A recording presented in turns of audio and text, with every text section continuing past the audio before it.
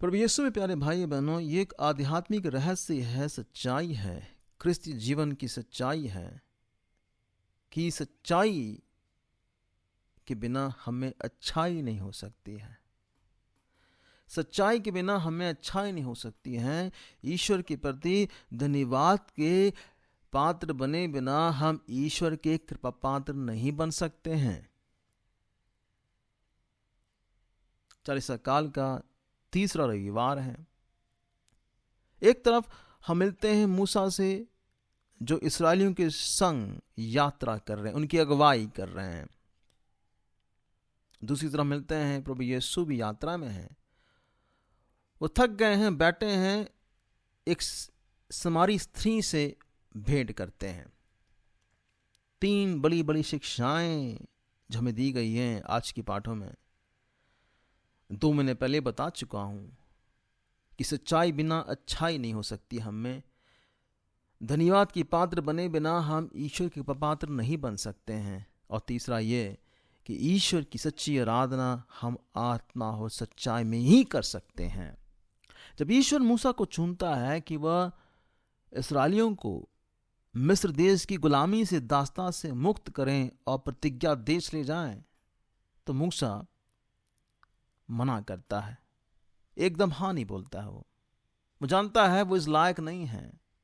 अपनी कमजोरी का बखान करता है। और यहां तक कि मूसा ये भी कहता अपने बारे में कि मैं बोल नहीं पाता हूं।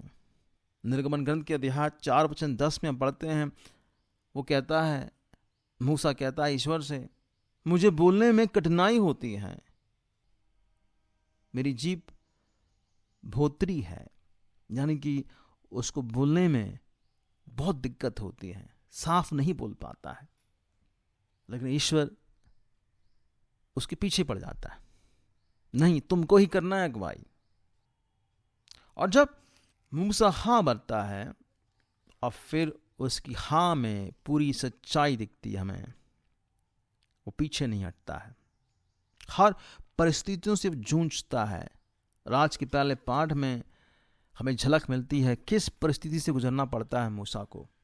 मूसा कहता है ईश्वर से, प्रभु की दुहाई कर कर कहता है, मैं इन लोगों का क्या करूं, ये मुझे पत्थरों से मार डालने पर उतारू हैं। मूसा फिर भी, ये लोग इतने कुलकुलाते हैं, नाराज होते हैं। इनकी दिक्कतें क्या थी? इन दिक्कत कुछ नहीं थी। दिक्कत ये थी इनकी कि ईश्वर के प्रति उनके दिल में कोई धन्यवाद की भावना नहीं थी। उन्हें गुलामी से मुक्त किया है, खाने को मन्ना दिया आकाश से। ईश्वर की उपस्थिति दिन में बादलों के खंबे की तरह इनके साथ चला है और रात में अग्नि की खंबे की तरह। फिर भी उन्हें शिकायत थी। अब शिकायत क्या है इनकी? इनकी शिकायत यह है कि पानी पीने को नहीं है, भेड़ बकरियां मर जाएंगे। वो कुड़कुड़ाते रहते थे। अपने इस कुड़कुड़ापन में वो ईश्वर की दी हुई आशीष को बड़े आसानी से भुला देते थे, यहां तक कि वो मूसा को मारने पर उतर आते हैं।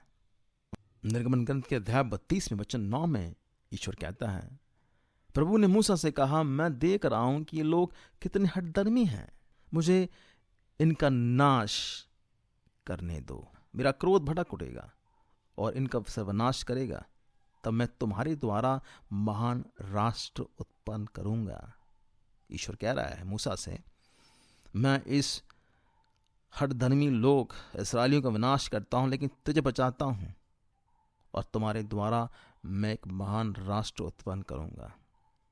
और देखिए मूसा की अच्छाई कितनी है, उस अच्छाई, उस सच्चाई में कितनी अच्छाई है उसकी। वो कहता, प्रभु ये तेरी प्रजा है जिसे तू सामर्थ्यता भुजबल से मिस्र से निकाल लाया है, इस पर तू कैसे क्रोध कर सकता है?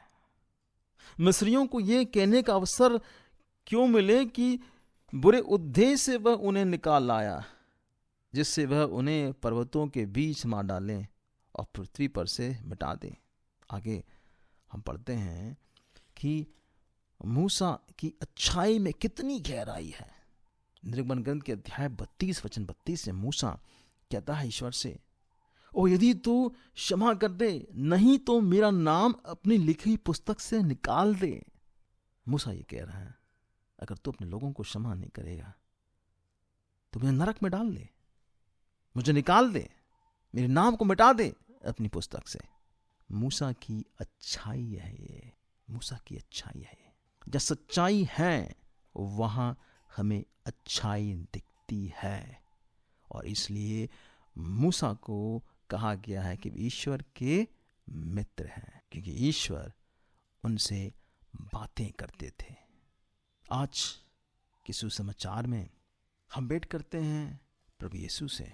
वो भी एक यात्रा में है, वो भी प्रभु यीशु आए हैं एक बहुत बड़ी यात्रा में, हमें छुड़ाने के लिए, पाप की दास्तां से अनंत जीवन की ओर ले जाने के लिए। और उसके लिए हम सब उसके लिए मूल्यवान हैं। और इस बात के गवाह ये, जब वो थक के हार गए थे, थक के बैठ गए थे, दोपहर का वक्त था, इंतजार करते हैं किसी का। एक समारी स्त्री आती वहां पानी भरने, दोपहर के वक्त आती है। अक्सर स्त्रियां पानी भरने आती सुबह या शाम को, दोपहर को नहीं, धूप में नहीं। चिलचिलाती धूप में वो पानी भरने आई है। एक बात साफ होता है कि वो लोगों से बचना चाहती है, लेकिन प्रभु छाप नहीं देख रहे थे धूप से बचने के लिए। वो थक तो गए थे, लेकिन वो इंतजार में थे उस स्त्री से मिलने के लिए। जब बातें आगे बढ़ती हैं, प्रभु कहता है तुम अपने पति को बुला लेके आ, और बड़ी सच्चाई से कहती है मेरा कोई पति नहीं है। प्रभु कहता है ठीक है, तुमने ठीक कहा है, तुम्हारे 5 पति रह चुके हैं, अब जिसके साथ तुम रहते हो वो तुम्हारा पति नहीं है। प्रभु सच्चाई को ढूंढता है, हृदय की सच्चाई जिसमें है प्रभु उसको चुनता है और उसके द्वारा महान कार्य करता है। वह बहुत से और लोग रहे होंगे शायद, लेकिन अच्छाई प्रभु को दिखी इस स्त्री में। हाँ, उसकी हालात बहुत खराब थे, उसका पिछला जीवन भी काफी मुश्किल में रहा होगा, बहुत अच्छा नहीं रहा होगा, लेकिन उसमें अच्छाई है और प्रभु उसे भेंट करते हैं। और स्त्री बिना झिझक स्वीकार करती है, हाँ जिसके साथ मैं रह रही हूं मेरी पति नहीं है। जब बात आगे बढ़ती है, हम देख पाते हैं कितनी उत्सुक है, कितनी उत्सुक होती है वो संजीवन जल पाने के लिए। प्रभु कहते हैं जो जल मैं तुम्हें दूंगा उसको पीने से तुम्हें प्यास नहीं लगेगी, और ते अंतर्तन में संजीवन जल के स्रोत उमड़ पड़ेगा। तू जो कुआं में पानी लेने आई है, चिलचिलाती धूप में, प्रभु ये कह रहे हैं उससे कि तू स्वयं दूसरों को जल देगी। तेरे जीवन से वो अनंत जीवन का जल बहने वाला है। और जब वो जान जाती है कि जो व्यक्ति जो सामने खड़े हैं उससे बात कर रहे हैं वो कोई साधारण व्यक्ति नहीं है, वो मुक्तिदाता है। और प्रभु कहता है, जब वो कहती हैं हमने सुना है, हम मानते हैं कि मुक्तिदाता आने वाले हैं, प्रभु कहते हैं मैं वही हूं, मैं वही हूं। बस इतने में क्या, वो घड़ा भूल जाती है, अपनी पानी भूल जाती है, दौड़ के जाती हैं, संजीवन जल के स्रोत फूट बहे हैं, उमड़ पड़ी है उसके हृदय में। वो जाती है नगर में, लोगों से कहती है देखो मैंने एक व्यक्ति से मिला है जो मेरे बारे में सब कुछ बता दिया है, आ तुम भी उससे मिले। ये उसकी अच्छाई है, ये उसकी अच्छाई है। अच्छाई यह है कि वो चाहती है जो उसने पाई है प्रभु से, जो उसे अनुभव मिला है, मुक्ति का अनुभव मिला है, वो सबों को मिले। और इसलिए वो चली जाती है नगर में, परवाह नहीं करती है लोग क्या कहेंगे। लोग सवाल भी उठा सकते हैं, तू कौन है बोलने वाली, लेकिन वो किसी बात की परवाह नहीं करती है। और लोग आते हैं, लोग आते हैं, और फिर लोग जब आते हैं, मिलते हैं, सुनते हैं, उनके हृदय में भी भूख बढ़ती है। प्रभु 2 दिन रहते हैं उनके पास, और फिर जो लोग कहते हैं बहुत ही प्यारा है। लोग कहते हैं उस स्त्री से कि तुम्हारे कहने से नहीं, अब हमने स्वयं उन्हें सुना है और इसलिए हम उन पर विश्वास करते हैं। अच्छाई यहाँ दिखाई देती है। प्यारे भाई बहनों, 40 काल में अगर प्रभु हम में ढूंढ रहा है कुछ, वही 2 बातें हैं, हमारी सच्चाई और अच्छाई। सच्चाई जताने के लिए हमारे पास सुंदर सा अवसर है, पाप स्वीकार, कि हम जैसे हैं वैसे आएं, बेझिझक अपने पापों को स्वीकार करें और हम अच्छाई अपनी दिखाएं परोपकार के कार्यों में। ना सिर्फ हमारी प्रार्थना हम तक रहें हमारे लिए, परंतु दूसरों के लिए भी, जिनमें सच्चाई है और अच्छाई है, प्रभु उसका इस्तेमाल करते हैं। मूसा का इस्तेमाल किया, मूसा बना आशीष का स्रोत इस्राएलियों के लिए। वो समारी स्त्री बने आशीष की स्रोत उन सारे लोगों के लिए। आप क्या बनना चाहते हैं? मैं क्या बनना चाहूंगा? और आज एक और पाठ प्रभु हमें सिखाते हैं कि सच्चे आराधक ईश्वर की आराधना आत्मा और सच्चाई में करते, आत्मा और सच्चाई में करते हैं ईश्वर की आराधना। अगर हमारी आराधना आत्मा सच्चाई में है तो हमारी हर एक बंधनें टूटने वाली हैं। हमें कोई बांध कर नहीं रख सकता है, हमें कोई बांध कर नहीं रख सकता है। हम पढ़ते हैं सुंदर सी घटना जो है पौल और सीलस के जीवन में, प्रेरित के अध्याय 16 में।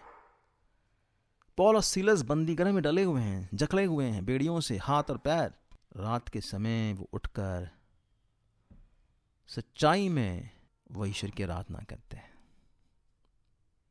और वहां बंदीगृह की नींव हिल जाती है, उनकी बेड़ियां ढीले पड़ जाते हैं। एक और घटना है दानियेल नबी के ग्रंथ के अध्याय 3 में हम पढ़ते हैं कि राजा नबूकदनेस्सर शद्रक, मेजाक और अबेदनेगो को आग की भट्टी में डाल देते हैं। इतना गर्म करते हैं कि 7 गुना गर्म करते हैं। जो लोग उन्हें आग में फेंकते हैं, इन तीनों को, वो खुद जल जाते हैं। लेकिन शद्रक, मेशाक और अबेदनेगो आग के लपटों के बीच में खड़े होकर ईश्वर की स्तुति करते हैं। सच्चाई में सच्चे आराधक ईश्वर की आराधना आत्मा सच्चाई में करते हैं और ईश्वर उनके बीच आ जाता है। 40 का समय ईश्वर हमारे बीच उतरने का समय है। हमें अच्छे सच्चे आराधक बनने का समय है। सीखना है हमें। सुंदर अवसर है। जीवन की मुश्किलें हैं, परेशानियां होंगी, दिक्कतें होंगी, खड़े हो जाओ, वहां ईश्वर की स्तुति करो। इसे कहते हैं स्तुति का बलिदान। इब्रानी के पत्र में अध्याय 13 वचन 15 पढ़ पाते हैं कि स्तुति का बलिदान जो होता है हमारे ऊंटों का फल है। परिस्थितियां विपरीत हैं, मुश्किलें हैं, लेकिन हम पूरे कड़े हैं वहां पर सच्चाई के साथ हम ईश्वर की आराधना करते हैं, तो वहां ईश्वर अपनी महिमा को प्रकट करते हैं। मूसा, समारी स्त्री ईश्वर के सच्चे आराधक बने। उनमें सच्चाई है, उनमें अच्छाई है और इसलिए ईश्वर के कृपा पात्र है। दूसरी तरफ इसराइली जो कुलकुलाते रहे, धन्यवाद के पात्र नहीं बने, वो धन्यवाद देगा सीखा नहीं उन्होंने, इसलिए उन्हें 40 साल लगे हैं प्रतिज्ञा देश पहुंचने में। वो सफर और यात्रा जो सिर्फ 11 दिन में पूरा हो सकता था, 40 साल लगे हैं। धन्यवाद के पात्र बनना हम सीखें और यही समय है। आपकी जो ही परिस्थिति है, मेरी जो ही परिस्थितियां हैं, हमें खड़े होकर धन्यवाद देना है, स्तुति करना है ईश्वर को। जब तक हम धन्यवाद के पात्र नहीं बनेंगे, हम ईश्वर के कृपा पात्र नहीं बन सकते। आइए हम प्रार्थना करें कि ईश्वर हमें सिखलाएं, हमारी अच्छाई को जगाएं, सच्चाई के साथ हम आगे जिए, धन्यवाद के पात्र बने हम, जिससे हम ईश्वर के कृपा पात्र बन सकें।